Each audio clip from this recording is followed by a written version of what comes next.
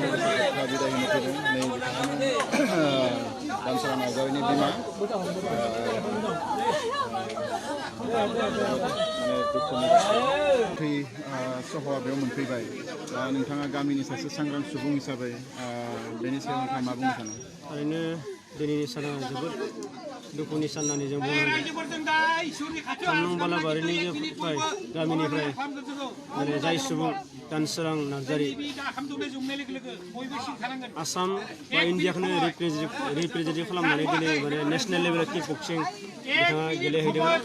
माने बेयाव गेलेनानै बिथाङा जि मोनसे देरहासारनाय गल्ड मेडाल लाबोनानै बिथाङा माने मोनसे मुंदांखा खालामदोंमोन माने सारा आसाम बा भारतखौनो।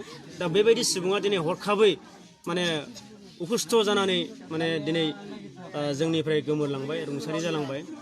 दा बेयाव आं सासे गामिनि सुबुं महरै जोंनि गामिनिल' खथि नङा बियो सारा आसाम बा भारतनि जोबोद सुफुंख' हायै मोनसे माने खथि होननानै माने आं दिनै अनुभब खालामदों।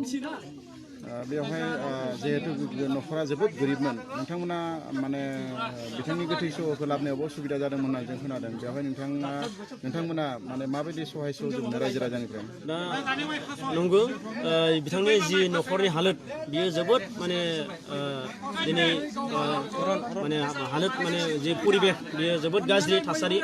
दा बे गाज्रि थासारिखौ नुनानै जोङो बिटिआरनि CM प्रमद बर' सार बिथांजों रायलायनानै बिथांनि गोथै सह'खौ माबोरै लाबोनो हायो बेखौ जों बिथांनो रायलायनाय जादोंमोन। आरो रायलायनायाव बिथाङा माने सम्पुर्ण भाबै बै अन्ध्रनिफ्राय माने दिनैसिम बे गोथै सह'आ न'आव सफैजासिम बिटिआरनि CM माने प्रमद बर' सार बिथाङा जथेस्थ' सहाय खालामदों। आरो बेखिनि हेफाजाबखौ बिटिआरनि CM प्रमद बर' सारा खालामनानै होदों। आरो बेनि थाखाय आङो दिनै गामिनि जानानै बिटिआरनि CM प्रमद बर' सार बिथांखौ जोबोद आंनिफ्राय माने आरो गामिनि जानानै साबायखर बावहरदों। बिथांनि अनगायैबो माने आरो गुबुन आफाद बा गुबुन हानजाफ्रा माबाफोर बेबायदि अनसुंथाइफोर नोंथांनि मिथिनायाव?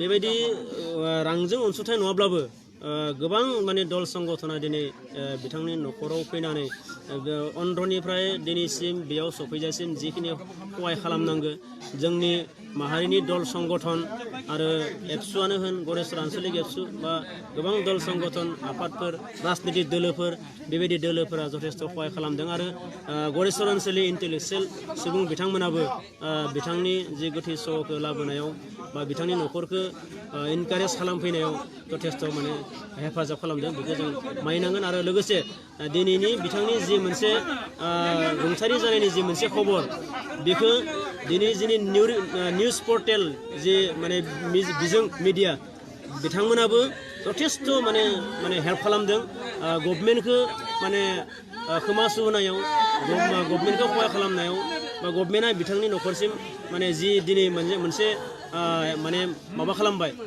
सार्कोल अफिसारनिफ्राय लानानै ASDC DC जि प्रशासना जि मोनसे बेबस्था लाबाय बेखौ जों सानो जे निउज मिडियानि थ्रुयै जिखिनि माने दिनै जादों बेखौ जों मानिनांगोन। आरो बे निउज मिडियानि थ्रुयैनो आं दिनै फुङाव रायलायनायाव मिथिना मोन्दों जे बिमल बरायाबो नैबे निउजखौ मोनहैदों।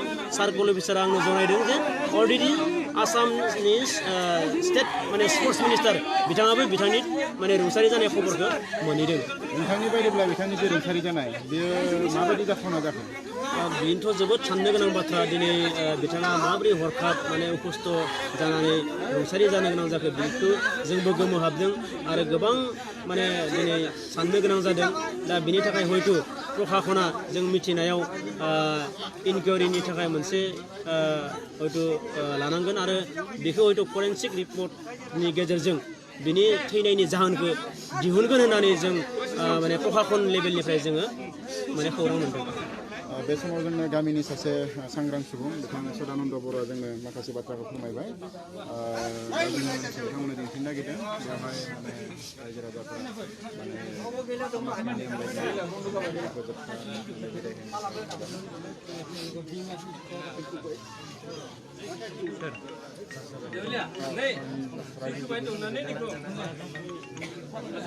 गासिबो फासनानै गिदिर जाबाय